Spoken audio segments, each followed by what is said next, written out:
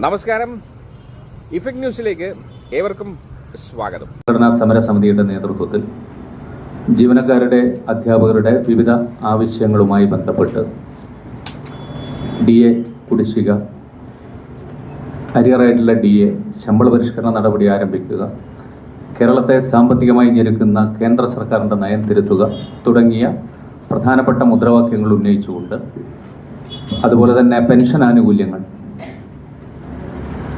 സമയബന്ധിതമായി നൽകുക തുടങ്ങിയ ആവശ്യങ്ങൾ ഉന്നയിച്ചുകൊണ്ട് 36 മണിക്കൂർ സത്യാഗ്രഹം തുടർച്ചയായി നാളെയും മറ്റന്നാളുമായി സെക്രട്ടേറിയറ്റിന് മുന്നിൽ 5000-ഓളം ജീവനക്കാരും അധ്യാപകരും അണിനിരക്കുന്ന പ്രക്ഷോഭത്തിന് നേതൃത്വം നൽകുകയാണ്.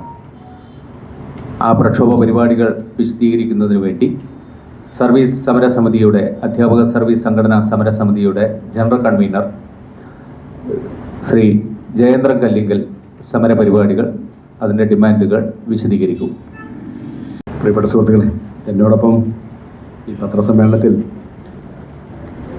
യുവ കേരള സ്കൂൾ ടീച്ചേഴ്സ് യൂണിയൻ്റെ ജനറൽ സെക്രട്ടറി ജയ്ഷൻ മാഷ്, ജോയിൻറ്റ് കൗൺസിലിൻ്റെ chairman KP Gopakumar, secretariat staff അസോസിയേഷൻ്റെ general secretary Sudhikumar, progressive federation of college ടീച്ചേഴ്സിൻ്റെ secretary doctor Safi Mohan, joint കൗൺസിലിൻ്റെ സംസ്ഥാന സെക്രട്ടറി MM നജീം എന്നിവരാണ് പങ്കെടുക്കുന്നത്. നേരത്തെ നമ്മുടെ പ്രിയങ്കനായ മാഷ് പറഞ്ഞതുപോലെ നമുക്ക് സത്യത്തിൽ നിർവാഹമില്ലാത്തതുകൊണ്ടാണ് ഒരു പണിമുടക്കത്തിലേക്ക് പോകാൻ സമരസമിതി തീരുമാനിച്ചത്. പണിമുടക്കത്തിന് മുന്നോടിയായിട്ടാണ് 36 മണിക്കൂർ 10ഉം 11ഉം തീയതികൾ 36 മണിക്കൂർ സെക്രട്ടേറിയറ്റിന് മുന്നിൽ നമ്മൾ സത്യാഗ്രഹം നടത്താൻ തീരുമാനിച്ചത്. 10-ാം തീയതി രാവിലെ മുതൽ വൈകുന്നേരം വരെ 5000 പേരും, രാത്രി 2000 പേരും, 11-ാം തീയതി 5000 പേരും പങ്കെടുക്കണമെന്നാണ് നമ്മൾ നിർദ്ദേശം നൽകിയിട്ടുള്ളത്. വിവിധ ജില്ലകളിൽ നിന്നുള്ള നമ്മുടെ പ്രവർത്തകർ നാളെ രാവിലെ തന്നെ ഇവിടെ എത്തിച്ചേരും. വലിയ മുന്നൊരുക്കങ്ങൾ നമ്മൾ ഈ സമരവുമായി ബന്ധപ്പെട്ട് നമ്മൾ നടത്തിക്കഴിഞ്ഞു. നേരത്തെ ഇവിടെ മാഷ് സൂചിപ്പിച്ചതുപോലെ സാമ്പത്തിക ആനുകൂല്യങ്ങൾ നിങ്ങൾക്ക് എല്ലാവർക്കും അറിയാം. ഏകദേശം 19% ക്ഷാമബത്ത കുടിശ്ശികയായി. ക്ഷാമബത്ത കുടിശ്ശികയാകുക എന്ന് പറഞ്ഞാൽ അത് വേതനത്തിൻ്റെ ഭാഗമാണ്. വിലക്കയറ്റം ഉണ്ടാകുമ്പോൾ മാത്രമാണ് ക്ഷാമബത്ത. വിലക്കയറ്റം ഇല്ലെങ്കിൽ ക്ഷാമബത്ത ആർക്കും ആവശ്യമില്ല. അത് നമ്മൾ കൃത്യമായി പറഞ്ഞിട്ടുണ്ട്. അതൊരു പ്രധാനപ്പെട്ട പ്രശ്നമാണ്. ഇന്ന് ഇന്ത്യയിൽ ഏറ്റവും കുറച്ച് വേതനം കൈപ്പറ്റുന്നവരാണ് കേരളത്തിലെ ജീവനക്കാർ. അവിടെ തന്നെ ഒരു വ്യത്യാസം IAS IPS ഉദ്യോഗസ്ഥർക്കും ജുഡീഷ്യൽ ഓഫീസർമാർക്കും ഒരു ശമ്പളത്തിലും കുറവ് വരുത്തുന്നില്ല എന്നുള്ളതാണ്. അപ്പോൾ സ്വാഭാവികമായി ധാരാളം ചോദ്യങ്ങൾ നിങ്ങളുടെ മുന്നിലേക്ക് വരും.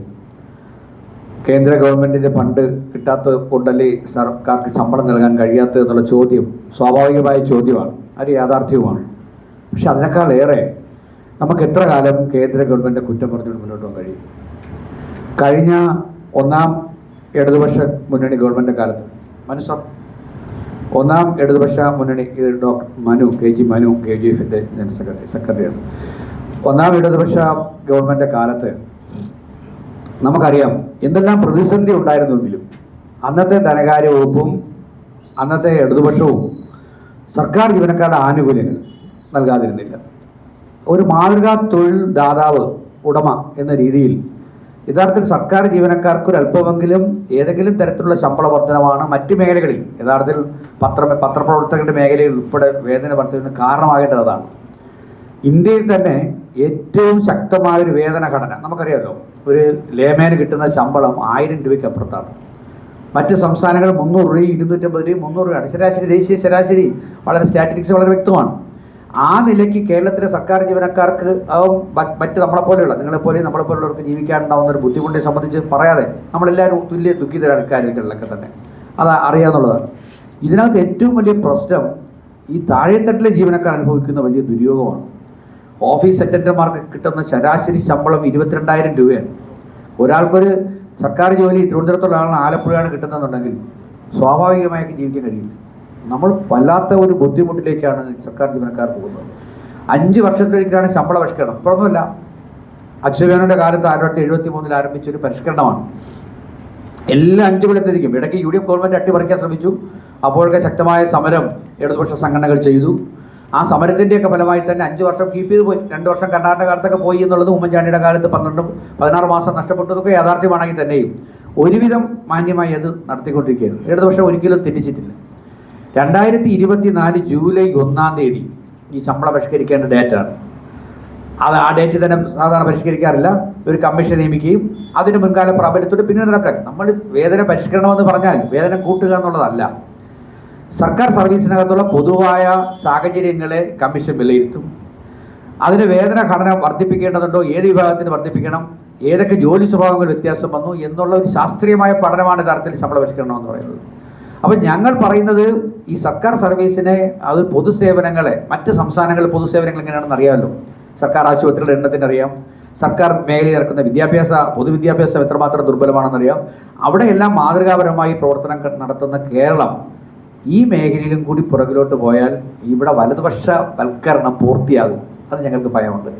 അതുകൊണ്ടാണ് നിങ്ങൾക്ക് തന്ന നോട്ടീസിനകത്ത് ഇടതുപക്ഷ സർക്കാർ വലതുപക്ഷത്തിന് അടിമയാകരുത് എന്ന തലത്തിൽ വലതുപക്ഷ നയത്തിലേക്ക് മുന്നോട്ട് പോകരുത് എന്നൊരു ശക്തമായൊരു മുന്നറിയിപ്പ് നമ്മൾ ഈ നോട്ടീസിനകത്ത് നമ്മൾ നൽകിയത്.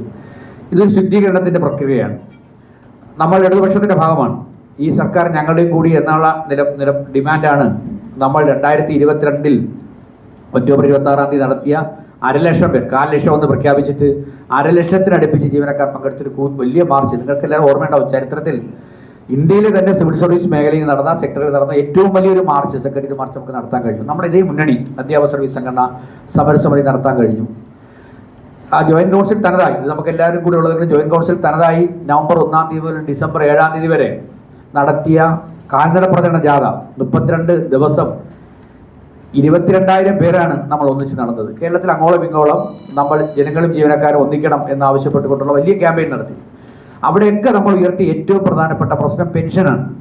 പങ്കാളിത്ത പെൻഷൻ പിൻവലിക്കുക എന്നുള്ളതാണ്. കഴിഞ്ഞ ബഡ്ജറ്റിനകത്ത് ഗവൺമെൻറ് യാഥാർത്ഥ്യം ഉൾക്കൊണ്ടുകൊണ്ട് പങ്കാളിത്ത പെൻഷൻ പിൻവലിക്കാൻ തീരുമാനിച്ചു. പുതിയൊരു പദ്ധതി പ്രഖ്യാപിക്കുമെന്ന് പറഞ്ഞു. പദ്ധതി എന്തുമായിക്കോട്ടെ, അതിനെക്കുറിച്ച് ചർച്ച ചെയ്യണമെന്നാണ് ഞങ്ങളുടെ ആവശ്യം. പക്ഷേ പദ്ധതി പിൻവലിച്ചു കഴിഞ്ഞാൽ ആദ്യം വേണ്ടത് അതിൻ്റെ വിഹിതം പിടിക്കുന്നത് അവസാനിപ്പിക്കുക എന്നാണ്. മറ്റെല്ലാ സംസ്ഥാനങ്ങളും ഈ വലതുപക്ഷ സാമ്പത്തിക നയം പിന്തുടരുന്ന BJPയുടെയും കോൺഗ്രസിൻ്റെയും സർക്കാരുകളെല്ലാം തന്നെ ഈ വിഹിതം പിടിക്കുന്നതിൽ നിന്ന് പിന്നോട്ട് പോയി. BJP സർക്കാരുകൾ പോയിട്ടെങ്കിലും കോൺഗ്രസ് സർക്കാർ പിന്നോട്ട് പോയി. കേന്ദ്ര ഗവൺമെൻറ് പുതിയൊരു പദ്ധതി, യുണൈറ്റഡ് പെൻഷൻ സ്കീം എന്നൊരു പുതിയ പദ്ധതി പ്രഖ്യാപിച്ചു. പദ്ധതിയെ സംബന്ധിച്ച് ആശങ്കകളുണ്ട്.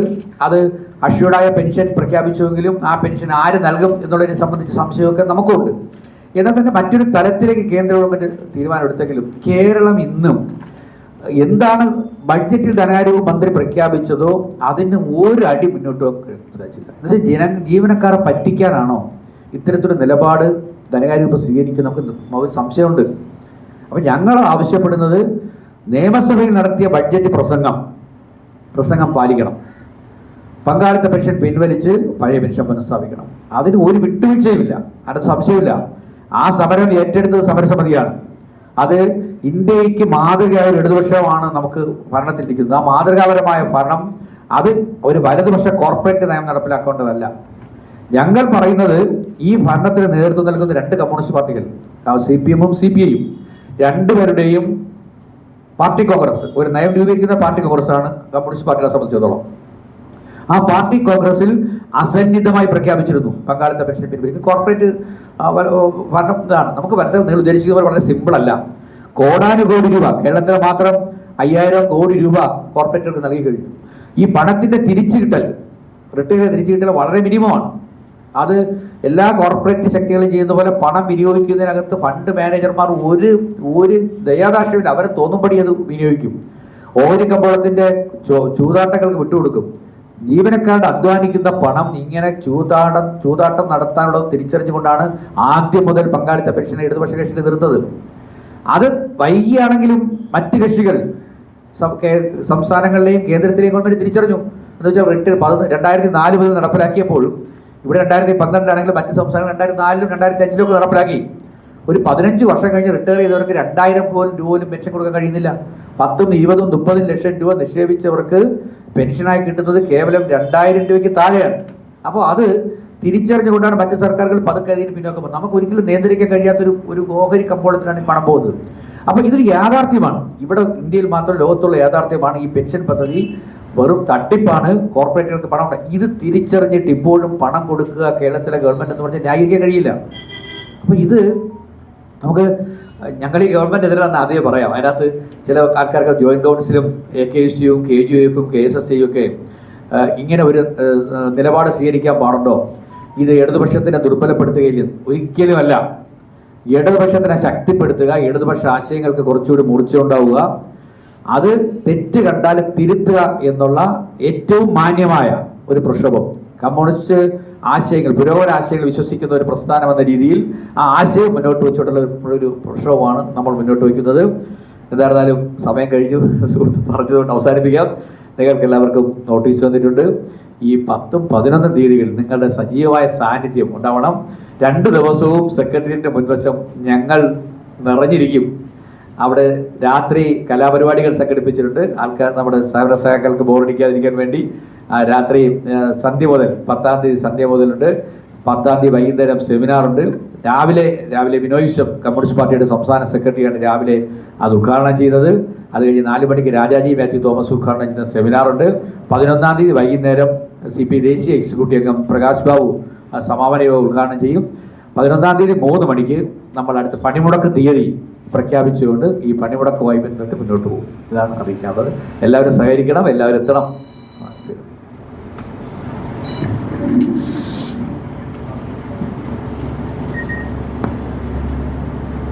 കാര്യങ്ങളൊന്നും പറയാനില്ല, ചോദിക്കാനും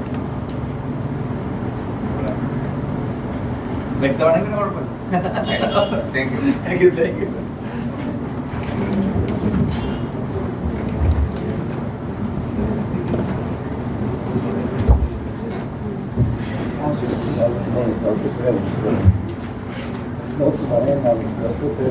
ഞാൻ നേരത്തെ പറഞ്ഞു